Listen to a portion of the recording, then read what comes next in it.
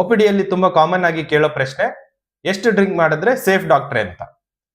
ಎಷ್ಟು ಡ್ರಿಂಕ್ ಮಾಡಿದ್ರೆ ಸೇಫ್ ಅನ್ನೋದನ್ನ ಲಾಸ್ಟ್ ಅಲ್ಲಿ ಹೇಳ್ತೀನಿ. ಫಸ್ಟ್ ಯಾವ್ಯಾವ ಆರ್ಗನ್ಸ್ ಡ್ಯಾಮೇಜ್ ಆಗುತ್ತೆ ಅನ್ನೋದನ್ನ ಮಾತಾಡೋಣ. ಮೊದಲನೇದಾಗಿ ಬ್ರೈನ್. ಡ್ರಿಂಕ್ಸ್ ಮಾಡಿದ ಕೆಲವೇ ನಿಮಿಷದಲ್ಲಿ ಆಲ್ಕೋಹಾಲ್ ಬ್ರೈನ್ಗೆ ರೀಚ್ ಆಗಿ ಮಾತು ತೊದಲಾಗುತ್ತೆ, ರಿಫ್ಲೆಕ್ಸಸ್ ಸ್ಲೋ ಆಗುತ್ತೆ, ಜಡ್ಜ್ಮೆಂಟ್ ಕೆಪಾಸಿಟಿ ಕಡಿಮೆ ಆಗುತ್ತೆ. ಲಾಂಗ್ ಟರ್ಮ್ ಆಲ್ಕೋಹಾಲ್ ತಗೊಂಡ್ರೆ ಪರ್ಮನೆಂಟ್ ಬ್ರೈನ್ ಸೆಲ್ ಡ್ಯಾಮೇಜಸ್ ಆಗುತ್ತೆ, ಬ್ರೈನ್ ಸೈಜ್ ಶ್ರಿಂಕ್ ಆಗುತ್ತೆ.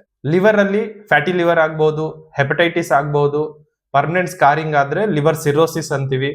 ಇದು ಕೆಲವೊಬ್ಬರಿಗೆ ಕ್ಯಾನ್ಸರ್ ಕೂಡ ಆಗಬಹುದು. ಸ್ಟಮಕ್ ಲೈನಿಂಗ್ ಡ್ಯಾಮೇಜ್ ಆಗಿ ಸ್ಟಮಕ್ ಅಲ್ಸರ್ಸ್ ಆಗೋ ಸಾಧ್ಯತೆ ಕೂಡ ಇರುತ್ತೆ. ಪ್ಯಾನ್ಕ್ರಿಯಾಸ್ ಅಲ್ಲಿ ಅಕ್ಯೂಟ್ ಪ್ಯಾನ್ಕ್ರಿಯಾಟೈಟಿಸ್, ಕ್ರೋನಿಕ್ ಪ್ಯಾನ್ಕ್ರಿಯಾಟೈಟಿಸ್ ಆಗುವ ಸಾಧ್ಯತೆ ಇರುತ್ತೆ. ಅಕ್ಯೂಟ್ ಪ್ಯಾನ್ಕ್ರಿಯಾಟೈಟಿಸ್ ಸಿವಿಯರ್ ಆದ್ರೆ ಜೀವಕ್ಕೂ ಕೂಡ ಅಪಾಯ ಇರುತ್ತೆ. ಕ್ರೋನಿಕ್ ಪ್ಯಾನ್ಕ್ರಿಯಾಟೈಟಿಸ್ ಆದ್ರೆ ಪದೇ ಪದೇ ಪೇನ್ ಬರೋದು, ಶುಗರ್ ಆಗೋ ಸಾಧ್ಯತೆ ಇರುತ್ತೆ.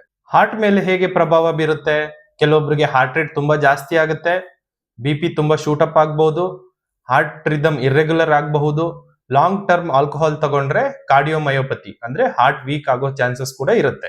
So coming to the main question, ಎಷ್ಟು ಆಲ್ಕೋಹಾಲ್ ಕುಡಿದ್ರೆ ಸೇಫ್ ಅಂತ. ಆಲ್ಕೋಹಾಲ್ ಅಲ್ಲಿ ಯಾವುದೇ ಸೇಫ್ ಲಿಮಿಟ್ ಇಲ್ಲ.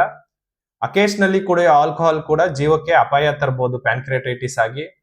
ಸೊ ಇನ್ನೊಬ್ರು ಯಾರೋ ಡೈಲಿ ಆಲ್ಕೋಹಾಲ್ ಕುಡಿದ್ರು ಚೆನ್ನಾಗಿದ್ದಾರೆ ಅಂತ ಕಂಪೇರ್ ಮಾಡ್ಕೊಂಡು ಕುಡಿಯೋದು ತಪ್ಪು.